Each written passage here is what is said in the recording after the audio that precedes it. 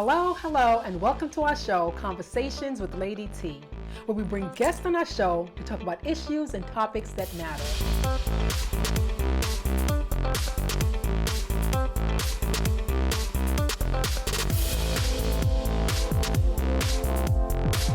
Get your China teacup and enjoy the show.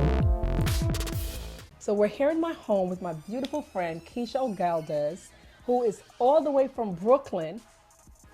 Tell us about yourself, Miss Keesha. Thank you for having me. I'm just excited to have some of your tea. We've known each other for what, Oh my gosh, I think even 5 longer. years, and you pretty much have met me when I was first on my culinary journey. Yes. So to kind of come back now, you have your talk show and everything, so it's kind of good. It's a great point. You know, it's a New Year's. We're going to talk about some good, wholesome food and helping people, you know, live a healthier lifestyle. So at this point, you know, as a personal chef, you know, go and help other families and, you know, have cooking classes, food delivery, and things like that to help people on their personal healthy journey. Wow. So what made you get involved in food? 'Cause I know originally when we met, you were doing more desserts and some fantastic desserts. She made this wonderful rum cake. Oh my God, that was fantastic. I still haven't left the dessert behind, but incorporating the two worlds. So exactly, I started off in 2009. I got laid off. That's kind of the big aha moment for me. You know, Barack Obama got elected. I was like, yeah, the whole thing about change, right? Right, yeah. Came back to work, and unfortunately, I was laid off. Wow. At that point, trying to figure out what do I want to do. Do I want to go back to the corporate, you know, hustle and bustle? And something in me did not resonate going back, going through the interview process, and just I didn't want any really part of it at that point. So I kind of took some, you know, time off to really think of what I wanted to do. And like everybody has a little side thing, and my side thing was baking. Right. So me and one of my girlfriends used to love baking rum cake. She had a Kahlua cake. Man. So I just started making cakes. So I was like, you know what, just for fun, I just started making cakes and then see if I can sell them. So sold one, and I'm like, okay, you start to tell people that you're involved with food. A lot of stories start to come out. And the connection with food, what food actually means to them. And then also what came out was a lot of people had health problems. Wow. Diabetes, high blood pressure.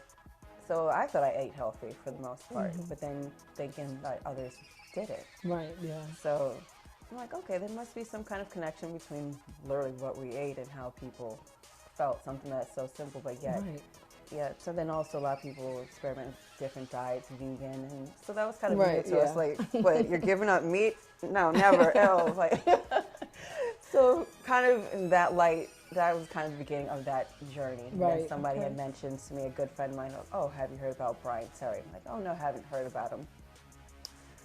He's the author of a bunch of vegan, you know, cookbooks. So looked through it, I was like, oh, that's so great. Then looked on the back of it, and so he went to the National Gourmet Institute, a culinary school that's in New York City.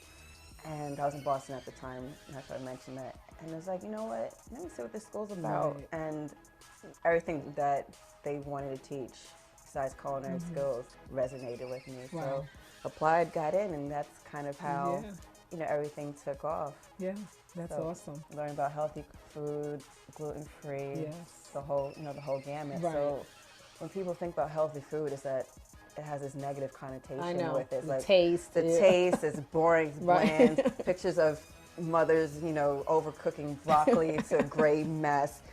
So when you say healthy, it's usually has that I know. But then you can see here, you can have an, you know, vegetarian plant-based meal, and it looks, you know, gorgeous. Right. And what do you have here? So hopefully it'll be our lunch in a few minutes. When you showed me this, I was ready to eat it. So we have a collard green wrap that's filled with chickpea tuna and avocados and lettuce and carrots to give it a nice little crunch. So instead of having like a tortilla wrap, which is like full of, you know, carbs, you can instantly, you know, replace it with, you know, collard green. Right. So, and how long does it take to make something like this? Less than probably 5 minutes. Wow, that's awesome. My thing is definitely, if you want to eat healthy, is to prep ahead. Right. You know, in the beginning of the week, whenever you have a little downtime, you can make a lot of grains, a lot of quinoa, a lot of brown rice. Right. Cut up a whole bunch of vegetables and roast them. So, you know, when you're coming home from a long day of work, you can just put something together that doesn't take as long. Right, exactly. Yeah, that looks so yummy. I know. It's like and I know me, I like cayenne pepper, so I'd probably put you can a lot put cayenne of pepper, some ginger, things like that. Exactly. Yeah. Cooking with different spices makes vegetables so much better. Cumin and there's a world beyond, Indian spices. I mean, depending on what you like. I mean, some people don't like things too spicy, but you doesn't have to be spicy as in hot. It can just be spicy as flavorful. Flavorful, right? Exactly. So, even playing around with cinnamon, putting it on top of your chicken, it's just a whole different world. It is. I know my friend used to do cinnamon with cream and make this like a flambe, like a chicken flambe. Ooh. Really delicious. Really delicious. Great. So what's your favorite type of cuisine? Oh gosh. I am Jamaican, so I do love Jamaican food. I love soul food. Jerk, yes. Love me some jerk. I love Italian food. I'm a foodie, so I like any food that is delicious. That's really it. I'm a foodie, so.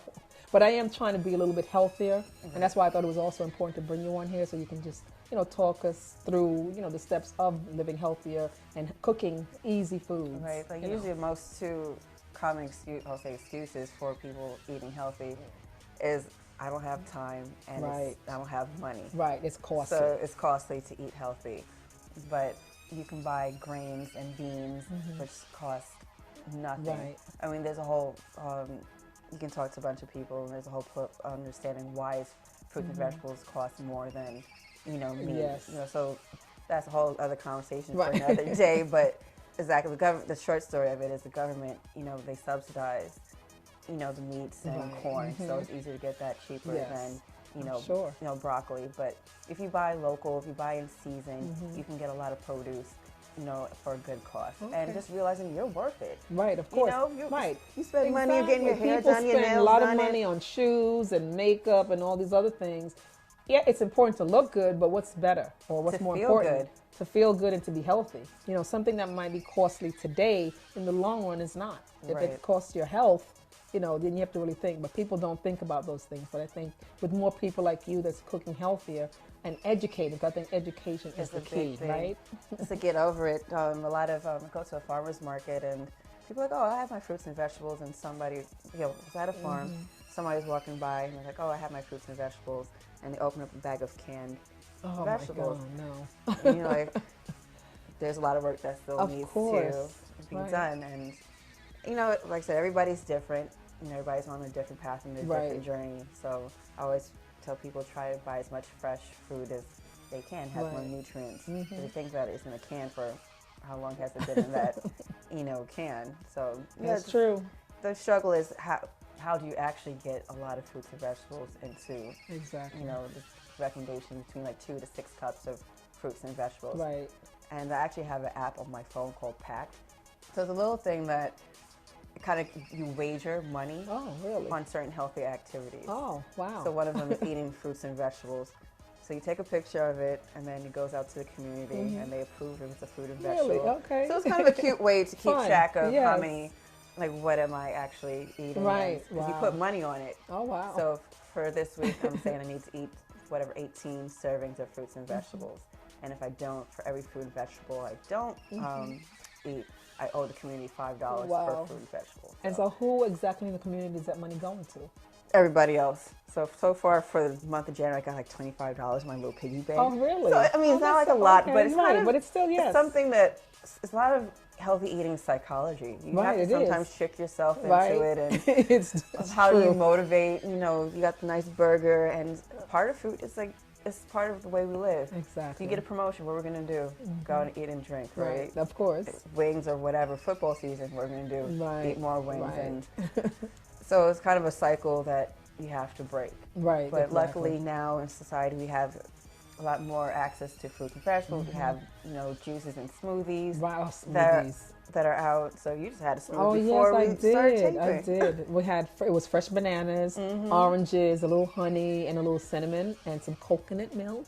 and it was fantastic. You know, once in a while I put a little oatmeal in it just to fill you up. That way you're not eating too much other crap for the day. So, you know, I love my smoothies. And that is a great way to start your morning. You know, just energize. You know, we even put some spinach in it to get some dark leafy greens into it. I love kale.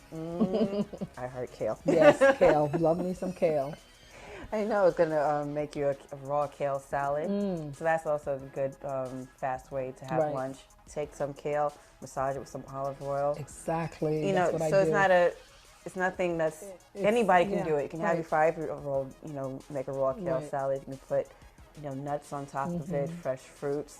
So there you go. You got a fulfilling lunch. Like, and I know sometimes people say, well, kale is a little bit rough, but I tell them the secret is putting a little olive oil and massaging, not just throwing it on top, but actually massaging. You have to massage it to help break it down. Right, exactly. Not exactly. It's like and some people are like, oh, when I make it, it's not good. When you make it, try and it's good. Olive oil is the key. Also, be careful about the salad dressings. A lot of people buy store-bought salad dressings.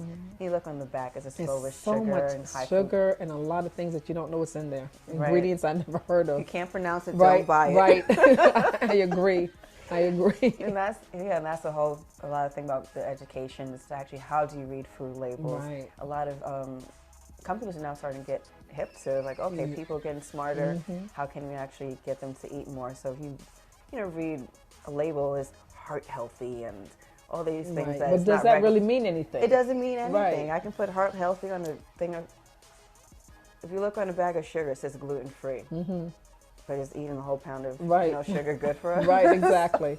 Right. I know that gluten free also, you know, all these different terminologies that really don't boil down to it really being a healthy product. Right. And that's what we have to be careful as individuals. You know, we're trying to eat healthy for our families and ourselves, but still we have to be careful with all these things. So I even heard there was someone that has a business and they mentioned to me that like organic, all you need is one ingredient to be organic and you could put organic on that product. Right. And so, you know, unless you're educated, how many of us know that? And then even with alongside the organic is that farms have to pay to be certified as organic too. So, you know, you have a lot of farmers markets that you have smaller farms that may not be organic, but they do follow organic practices. Okay. So that's a good thing about shopping at farmers markets is that farmers markets. You get to talk to the farmers and the people who actually, you know, grow the plants and the fruits and vegetables. You can ask them, like, you know, what practices do you use? Do you use pesticides? What do you put into it? Yeah, and I think that's, you know, being an educated consumer. We have to educate ourselves more.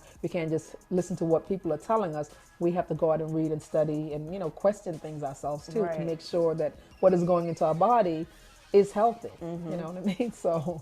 And that's like, and you have to want it too. It's like, it's January, so this is around the time when everybody starts the year off. Oh, I'm gonna eat healthy and working out. I'm gonna work out, and around this time, this is when everybody's gonna start to go back to their old habits and to really. Because I think over the years I've gotten better at it, and to understand you don't go and try to change everything at one time. Because you end up being frustrated. Exactly, which I know that's me. Because I want to exercise, I want to eat right. You know, and then a lot of people are doing diets where they're taking away like 3 and 4 things out of it, their diet. And I think sometimes, for me, I know it will overwhelm me because like all these 3 things I love, and at the same time, I'm going to get rid of all of them. You'll be so angry, I think irritable, for me, I would be, it's like, oh, well, I want some wine today. Oh, can't have that. Oh, I want some sugar or dessert. You know, oh, can't have it. So I don't know. I think, like you said, maybe selecting one thing to concentrate minimize on for the month. You know, you can even be, you know, drinking more water. That would be my month of January if I can just develop one habit. Exactly. It says 21 days to develop good habits. Just keep doing that, and then the next month pick another thing. I'm going to eat more fruits and vegetables. You know, then do that. Okay. So just like definitely take it. You know, take one thing at a time. And don't try to do a massive overhaul of life. And don't starve yourself these money. I know. Cayenne. I know. Wow. Well, let's go and get some tea before you go. I feel like a little princess yes, today. Go and pick out something and we'll have some tea. Today, our tea is going to be a Belgium chocolate. Okay, we'll have it. It's a red tea rooibos from South Africa. Very high in antioxidants, and it is delicious and good for you. Oh, that's a nice one. I like this one. A little fancy. Nice, nice. You know, it's all about the tea experience. So, and And you also got coconut milk too? I have some coconut milk here, and we have some sugar cubes there. Okay. So I'm going to just pour a little of this for you. This tea is really excellent for you. You know, it's very high in antioxidants. It even helps with some people with asthma, skin ailments, blood pressure. This is a fabulous tea, but the best part about the red tea is that it never gets bitter. That's the thing with black tea or green tea. You have it sit too long, it has that bitter aftertaste. Yes, exactly. This doesn't. It gets a bit stronger, but never bitter. So, cheers. Oh, this is good. Nice, right? Yeah. I love your advice about how to smell it and taste it first before you put anything into it. Exactly. And the same thing goes with food. I think we have a habit of putting salt and everything onto the food before we even taste it. And that's not good etiquette either. You should always taste things before you add additional. There we go. Well, Keesha, it was fun having you, honey. Thank you so much for coming all the way from Brooklyn, New York. I'm originally a Bronx girl, so I just have to let everybody know. There's always a beef between Brooklyn and Bronx, so I have to represent. Right, that's right. Well, hey, I was originally from Brooklyn, then moved to Queens. Now I'm in Jersey, but I love me some Brooklyn. Thank you so much, honey. Thank you. Let's enjoy our lunch. Yes. All righty.